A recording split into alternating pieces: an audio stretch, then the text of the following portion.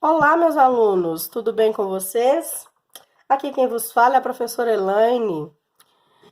Hoje nós vamos corrigir a semana 3 do plano de estudos tutorado, tá bom? Semana 3 do PET 3, tá bom? E o nosso tema é a afirmação das superpotências, é a bipolaridade. É quase o início da Guerra Fria, Estados Unidos versus União Soviética, tá? União das Repúblicas Socialistas Soviéticas. Aqui nós vamos ter um texto explicando um pouco sobre alguns pontos, alguns caracteres, algumas informações básicas. Primeiro nós temos aqui o Plano Marshall. O Plano Marshall ele foi um aprofundamento da doutrina Truman, que foi criado nos Estados Unidos. E o principal plano, a principal ideia deles era a reconstrução dos países aliados na Europa, né, no caso França, Inglaterra, nos anos após a Segunda Guerra Mundial, tá bom? O Welfare State, que é o estado de bem-estar social. Esse estado de bem-estar social, ele vai surgir na ideia não só dos americanos, como de todos os seus aliados, tá?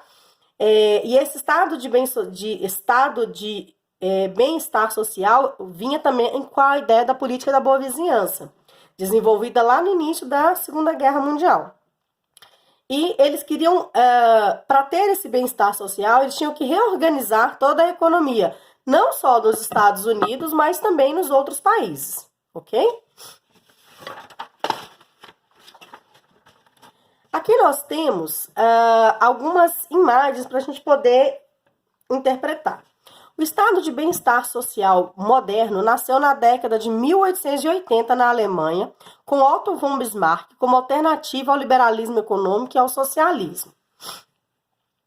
Aqui nós temos uma imagem da American Way of Life, que é a vida americana, né? O modo de vida americano. E essa imagem traduz um país de consumo, um país consumista, tá? Aqui nós temos 3 pessoas fazendo compra, né? 3 mulheres fazendo compras. Então, nós podemos perceber que é um país altamente consumista. E aqui embaixo, nós já vamos ver as propagandas, tá? Para influenciar esse consumismo, ok? Aqui nós temos, inclusive esse cara morreu até com câncer, esse cara que faz a propaganda da Marlboro. Nós temos o McDonald's, a Disney, através do Mickey, né? A massa de tomate, o extrato de tomate e, claro, a famosa Coca-Cola, não podia faltar. Gente, eu recomendo para vocês, quem puder, quem conseguir assistir, a história do filme do McDonald's. É sensacional, tá? Chama-se Fome de Poder. É maravilhoso. Eu vou indicar para vocês lá no grupo depois, eu vou colocar o link dele, tá bom? É muito, muito, muito, muito bom. Então, esse era o estilo de vida norte-americano e que ainda existe até hoje um pouco, viu, gente? Uma grande propaganda de massa, tá? E um grande consumo. Por isso que é conhecido lá como o País das Maravilhas, mas na verdade não é. É aquela história, né? Se você trabalha e você recebe por aquilo ali, você consome. Ah, professora, mas no Brasil o dinheiro não vale muita coisa e tal, tal. Ok. Mas aí são questões do problema econômico do país, né, gente? Infelizmente, a gente não consegue resolver a questão da corrupção como um todo, né? Não tem, quem dera se a gente conseguisse. Ah, mas lá não tem corrupção? Tem, claro que tem corrupção. Só que lá você recebe de acordo com o tempo que você trabalha, né? Com as horas que você está trabalhando. Então, automaticamente, o dinheiro vai valer mais, né? Vamos dar continuidade agora já nas atividades, tá bom? Agora é hora de testar seus conhecimentos. Lembre-se que as pesquisas e consultas são permitidas e bem-vindas para que você realize com sucesso as atividades. Aqui nós temos um texto sobre a Segunda Guerra Mundial, tá? Que é de um autor que eu sou apaixonado por ele, que é o Erich Hobsbawm, que eu inclusive tenho alguns livros dele, porque eu acho, né, na época da faculdade, é um dos autores que eu mais li. A Segunda Guerra Mundial mal terminara quando a humanidade mergulhou no que se pode encarar razoavelmente como uma Terceira Guerra Mundial. Embora uma guerra muito peculiar, pois, como observou o grande filósofo Thomas Hobbes, a guerra consiste não só na batalha ou no ato de lutar, mas num período de tempo em que a vontade de disputar pela batalha é suficientemente conhecida. Estão explicando, gente, não é uma terceira guerra mundial igual à primeira igual à segunda. A terceira guerra mundial que é citada aqui é uma guerra que consiste não só na batalha ou no ato de lutar, ou seja, não é na ação, mas num período de tempo em que a vontade de disputar pela batalha, de disputa pela batalha, é suficientemente conhecida. Ou seja, é o início já da Guerra Fria entre Estados Unidos e a URSS, onde existia a ideia de lutar, a vontade de lutar, tá bom? Entre as duas potências. Ah, mas não houve guerra no mundo nessa época? Houve várias, na Coreia, no Vietnã, em vários lugares. Mas a grande guerra que ocorreria seria entre Estados Unidos e União Soviética. Só que ela não acontece efetivamente, tá? E o principal motivo dessa guerra não acontecer, dessa guerra entre Estados Unidos e União Soviética, né? A Guerra Fria, o principal motivo é que eles tinham medo do ataque um do outro, porque todos os dois estavam extremamente bem armados. Então, se um atacasse o outro, era a destruição total dos dois, né, de ambos. Então, é melhor ficar quieto, né, só continuar ameaçando. A Guerra Fria entre Estados Unidos e o URSS, que dominou o cenário internacional na segunda metade do breve século XX, foi, sem dúvida, um desses períodos. Gerações inteiras se criaram à sombra de batalhas nucleares globais, que acreditava-se firmemente podiam estourar a qualquer momento e devastar a humanidade. Ah, esqueci esse aqui. Na verdade, gente, essa Guerra Fria, ela é muito exposta, Guerra Fria, perdão, ela é muito exposta em filmes norte-americanos, tá? Principalmente filmes de luta, lá do Sylvester Stallone, principalmente, onde ele luta com um cara branco lá, que eu não sei o nome, e que ele representa a União Soviética, a Alemanha e tal, entendeu? Na verdade, mesmo os que não acreditavam que qualquer um dos lados pretendia atacar o outro, achavam difícil não ser pessimista. É o que eu falei para vocês. Todo mundo morria de medo, tá? Porque se um resolvesse realmente atacar o outro, era destruição total. À medida que o tempo passava, mais e mais coisas podiam dar errado, política e tecnologicamente, num confronto nuclear permanente, baseado na suposição de que só o medo da destruição mútua era inevitável. Impediria um lado ou o outro de dar o sempre pronto sinal para o planejado suicídio da civilização. Não aconteceu, mas por cerca de 40 anos pareceu uma possibilidade diária. Já pensou, gente? Você viver diariamente, todos os dias, constantemente. Acho essa fala aqui muito importante. Ó. Destruição mútua inevitável. Possibilidade diária. Vocês já pensaram? Vocês viver constantemente em uma guerra onde as pessoas não têm... não está tendo um ataque, mas a qualquer momento tudo pode acabar? O mundo pode acabar? Explique. Segundo Hobsbawm, esse texto, gente, está no livro Era dos Extremos, do Hobsbawm, que é maravilhoso. Explique, segundo Hobsbawm, o que impediu a possibilidade do planejado suicídio da civilização no período da Guerra Fria. A minha resposta foi, à medida que... Eu peguei do texto, tá? À medida que o tempo passava, o perigo de algo dar errado, tanto no setor político quanto tecnológico, em uma possível disputa nuclear permanente, gerou medo da destruição mútua inevitável, ou seja, ninguém sairia vencido. Eu peguei uma parte do texto e reinterpretei, tá? É nessa parte aqui, ó.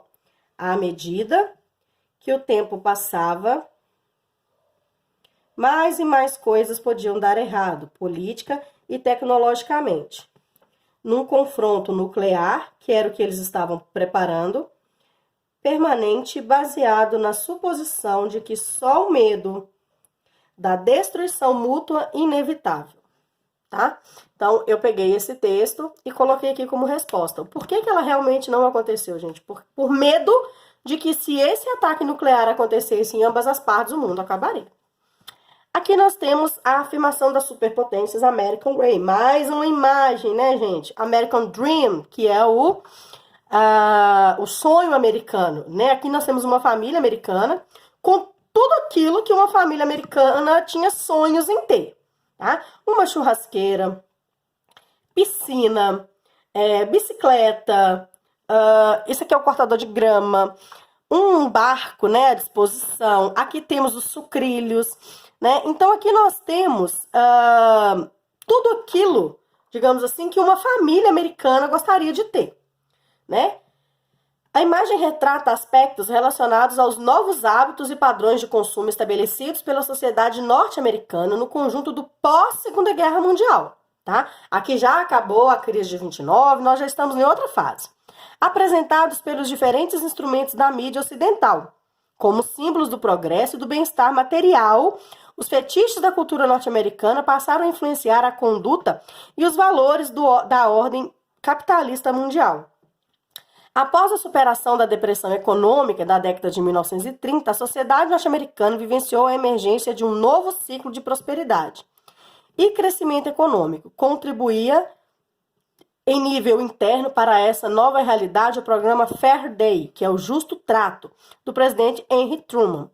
Gente, então, ele preserva a ideia do New Deal, né, de promover o avanço da sociedade, lá do Roosevelt, lá de 1932, e impõe mais algumas outras ideias práticas dele, tá? Olha aqui, por exemplo, ó, o Welfare State, ensaiado pelo New Deal e consolidado pelo Fardell, que é o justo trato, avaliava-se, na verdade, como estratégia política que afiançava a segurança e o bem-estar da sociedade norte-americana. A previdência social, seguro-desemprego, programas de saúde pública, priorizando pobres e idosos, promoviam um novo contorno nas relações entre o Estado e os cidadãos norte-americanos. Então, aqui nós temos além do New Deal, novas outras propostas para ajudar a população norte-americana a se desenvolver. Aqui nós temos a continuação do texto, tá? Eu vou ler só mais uma parte aqui que eu achei interessante. Na carona desse novo momento de crescimento, reafirmava-se o princípio do American Way of Life, ou American Dream, que é o sonho americano, né? Que nós vimos na imagem anterior. O progresso econômico, a segurança social e o elevado poder de consumo da sociedade norte-americana no pós-guerra restauravam a crença no sonho americano. Então, o sonho americano ele está totalmente voltado, né? O progresso econômico, a segurança social e o elevado poder de consumo da sociedade norte-americana no pós-guerra restauravam a crença no sonho americano. Ou seja, o estilo de vida americano estava totalmente voltado para a questão econômica. Se você tem poder de compra, se você tem dinheiro, você é feliz. Ok? Tá escrito aqui embaixo, ó. O estilo americano de vida está relacionado ideologicamente a um ethos nacionalista. É quase um status,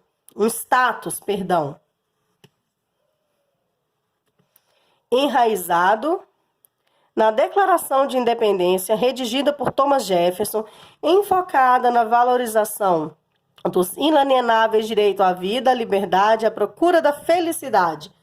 Tá? Então, para eles, a felicidade estava nesse poder de compra, nesse poder econômico. E tá até hoje, né, gente? Então, vamos agora para as questões. Explique de que forma a cultura americana se impôs sobre outras diferentes culturas e povos no mundo ocidental. Leia o texto a seguir. Aqui, o texto está aqui embaixo, eu vou ler a resposta para vocês.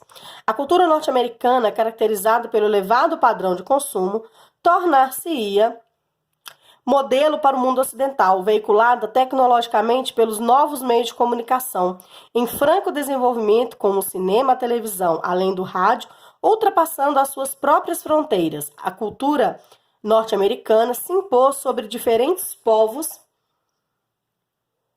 e culturas do mundo ocidental, padronizando hábitos, costumes e valores identificados como parâmetros do progresso e do bem-estar social. Essa resposta, gente, eu tirei do texto. Aqui, ó. A cultura norte-americana, caracterizada pelo elevado padrão de consumo, tornar-se-ia modelo para o mundo ocidental. Veiculada tecnologicamente pelos novos meios de comunicação, em franco desenvolvimento, como cinema, televisão, além do rádio, ultrapassando as suas próprias fronteiras, a cultura norte-americana se impôs sobre diferentes pontos e culturas do mundo ocidental, padronizando hábitos, costumes, valores identificados como parâmetros do progresso e do bem-estar social. Então, eu peguei essa resposta aqui desse texto, onde ele fala que o bem-estar social, onde ele promove o bem-estar social nesses meios de comunicação. Agora nós vamos para o próximo texto. Na década de 1960, em diante, as imagens que acompanhavam os seres humanos do mundo ocidental, do nascimento até a morte, passaram a ser as que anunciaram ou encarnavam o consumo, ou as dedicadas ao entretenimento comercial de massa. Gente, as chamadas são as propagandas, tá? É o que a gente vê na televisão o tempo todo. Nossa, passa uma propaganda de um shampoo maravilhoso pro cabelo. A mulherada corre lá e compra. Isso é uma sociedade de consumo. E nós e o mundo inteiro importou isso dos Estados Unidos, tá? Os sons que acompanhavam a vida urbana dentro e fora de casa eram os da música pop comercial, que é a música que vende, tá? Não significa que é música boa, é o que acontece hoje em dia.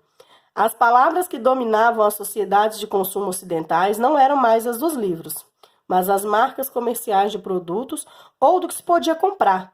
Eram estampas em camisetas pregadas em outras peças de roupa, como amuletos por meio dos quais o usuário... Isso é continuação, tá, gente? Dos quais o usuário adquiria o mérito espiritual do estilo de vida, geralmente juvenil, que esses nomes simbolizavam, né, ou prometiam. A ideia aqui tá falando o seguinte, gente, as pessoas, elas acabavam, e acabam, né, até hoje. Às vezes o negócio nem ficou bom pra pessoa, mas ela quer usar porque tá na moda. Sabe a história de estar na moda, de todo mundo tá usando? Já que todo mundo tá usando, eu vou usar também? Essa é a história. As imagens que se tornaram ícones de tais sociedades eram as das diversões e consumo de massa.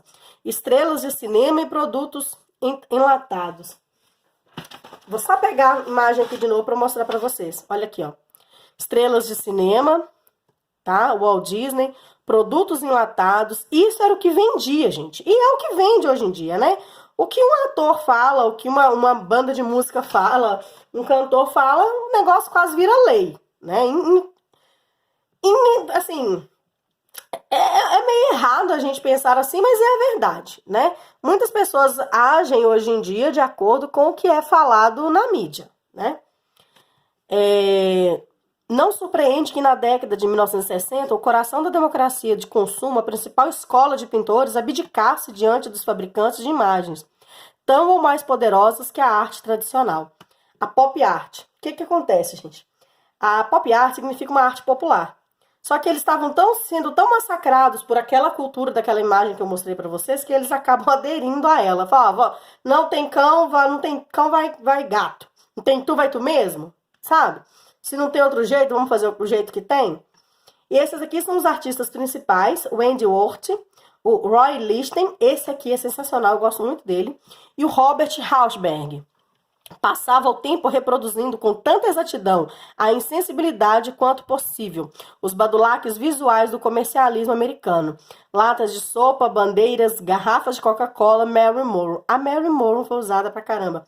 Mais um texto do livro A Era dos Extremos, do Hobsbawm, que é sensacional. Ele trata sobre todas as revoluções, sobre todas as guerras nesse livro. Como se caracterizavam a partir da década de 60, as imagens e os sons produzidos no cotidiano do cidadão ocidental inserido nos contextos urbanos.